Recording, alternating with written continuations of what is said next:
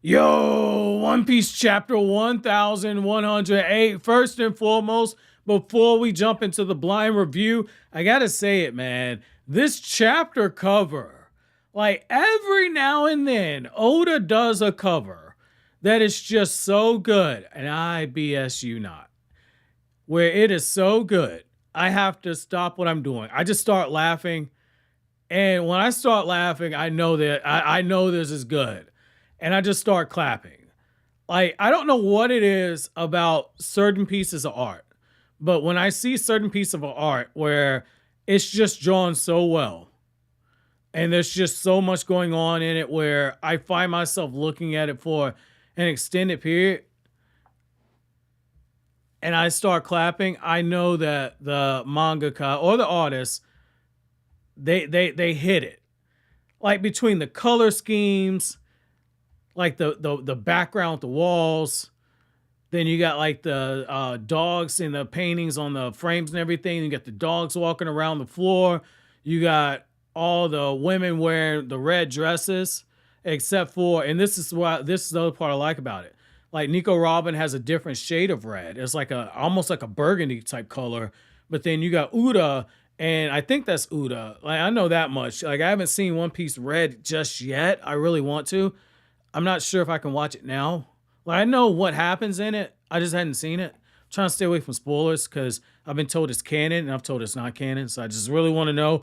But like the white for her, and then when you got Reiju and Reiju's in the black dress, it's just so good. There's so much personality in this whole cover.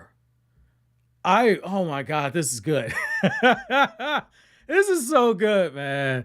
And like the stuff on the background, like I want to zoom in and see what's on the label of the drinks on there because I can't really tell. Like I'm reading it off of the Viz Media app, so I can't really tell. But man, I really want to know what's in that back.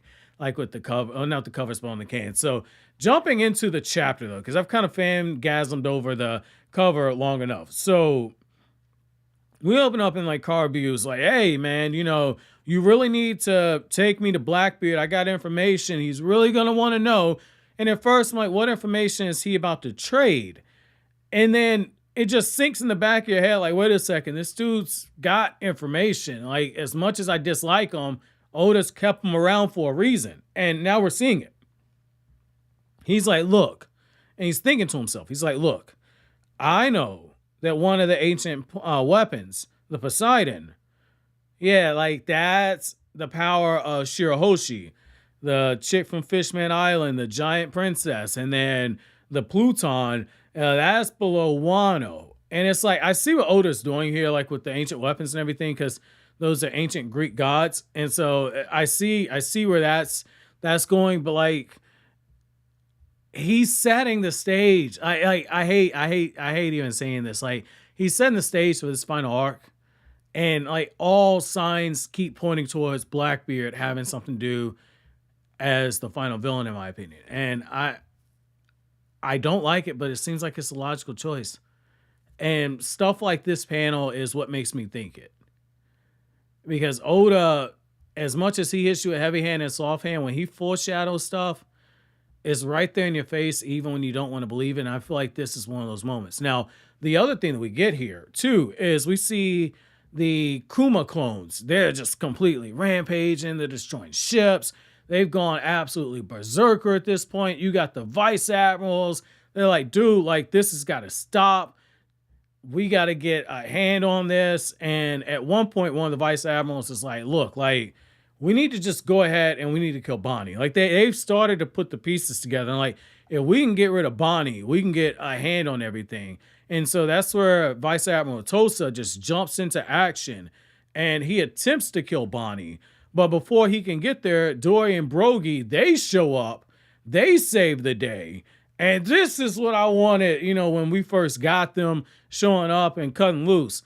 They coming in, they playing savior for the Straw Hat Pirates and everything. Like, man, there's some new faces here. Like, we're up to date on the various new Straw Hat members, but nice to put some names with faces here. And some of y'all I don't recognize, but it is what it is. And when Frankie, a real one, because when he hears Doy and Brogy saying that they want the Straw Hat crew, that's where this man basically stands on business. He don't know that they're Luffy's allies, because he's already running away. And at first he's like, man, this is new enemies. I can't believe this is going on. But he stands on business and he says, what beef do you got with my captain?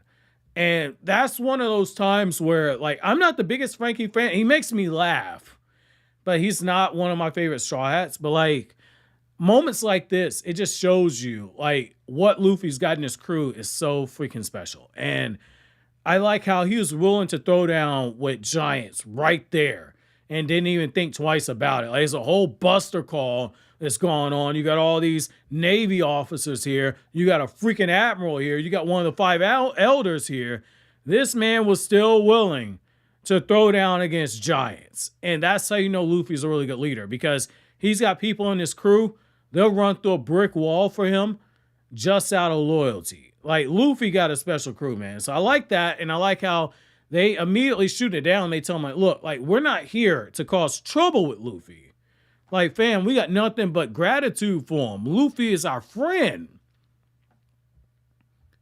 And what I like is that Bonney immediately says, like, hey, like, this is where everything's going down. Luffy is still there. Sanji's still there. Vegapunk's still there. Go ahead and save them.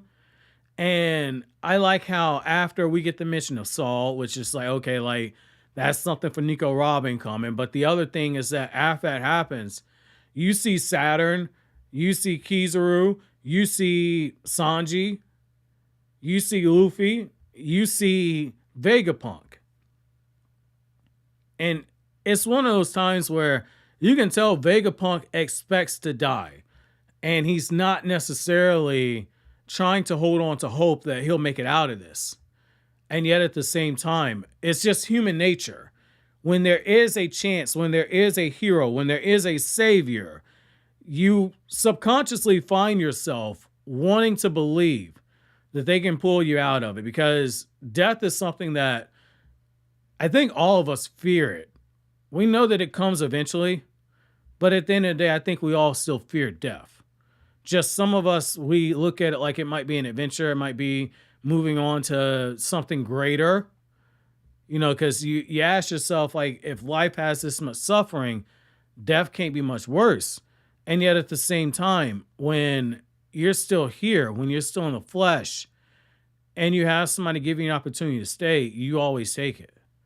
And so I like that Luffy is there to kind of serve that. And I like how as we see that human side, and this is so beautiful what Oda's doing here. Like, Jesus Christ, is so beautiful.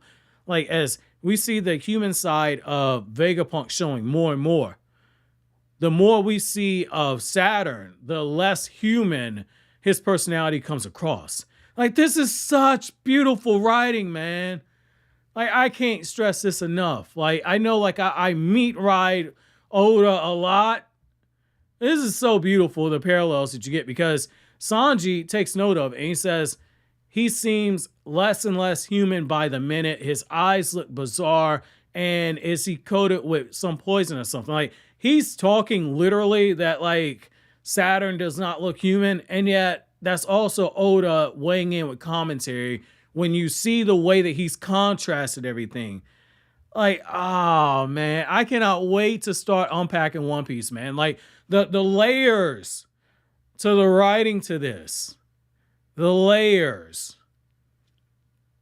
This is so freaking good. And I like how as Saturn makes his move, right after Sanji makes the observation, Sanji, he picks up Vegapunk. Vegapunk obviously doesn't want to be picked up. Luffy's just trolling, having the time of his life and everything, as to be expected when he's in that Gear 5 not conversation, but transformation. And, he's taking things less likely than he should in terms of serious or whatnot. And what I like is that as he's playing around, that's when Kizaru speed blitzes Sanji, kicks him in the face, makes him throw Vegapunk in the air. He shoots Vegapunk, and then right when he's getting ready to shoot Vegapunk again and go for the kill, Luffy is like, oh, hold on a second. Appleman's in trouble. Sanji has his hands on Vegapunk. He's trying to get out. And we get this crazy double page spread where Luffy, all of a sudden, he's got Saturn by the face, he's got Kizaru by the face, and it's just more contrast. It's more contrast. You see Luffy with the super serious expression, and then in the next panel, as he's looking at both of them saying, you guys aren't going anywhere, all of a sudden he's got that freakishly childish and demonic expression on his face where it's childish and demonic at the same time. And it looks like Kizaru, I mean, he might be out of it, man. Like, my man's, he don't look good. He might be out of it. But like Saturn and Luffy, that's going to be the one. That's going to be the one in terms of combat. But the other thing that we're getting is that, I think this might be, because I don't think it's Vegapunk that's doing the transmission. Because like you see Sanji running away, and you see everything that's going on in the background where one of the computers is transmitting a message. I don't know if like Vegapunk might have recorded something earlier, or if this might have been from that that robot or whatever that was down there that Luffy and them stumbled across at the start of this arc. I want to say that's more so where that might be coming from. If Vegapunk did record a pre-recorded message and it's going to air out the world government's dirty laundry, awesome to him. If it's tied to like his heart or something, or like his heart rate, if it drops below a certain point, that's even more forward thinking. I don't put it past Vegapunk. Like, he's a brilliant mind in that regard. And that's like the most anime thing ever, to where like the scientist has another brilliant 500 IQ move. So I'm not going to put it past him in that regard, but I want to know what this truth about the world is. Is he going to talk about the Void Century? That's what I want to know. Like, is he going to talk about that? Like, that would cause major problems. And like, it's like, on a certain level, let's say he, I don't know, transmits this to the entire world. Like, we know what the world government would do in terms of trying to suppress information. Like, they wiped out Nico Robin's people. They're trying to wipe out Egghead. But if he broadcasts this to the entire world, they can't wipe out the whole world. Like, as much as the Celestial Dragons have the stuff that they got going on, the Elders got what they got going on, Emu has what's going on, at the end of the day, you still need subjects and subordinates. And so it does make me wonder, like, is this eventually where this is going to go? Where we're just going to get an entire global broadcast at some point. I don't think that's going to happen here. But I do think at some point, that's where it goes. Because it feels like there's a revolution.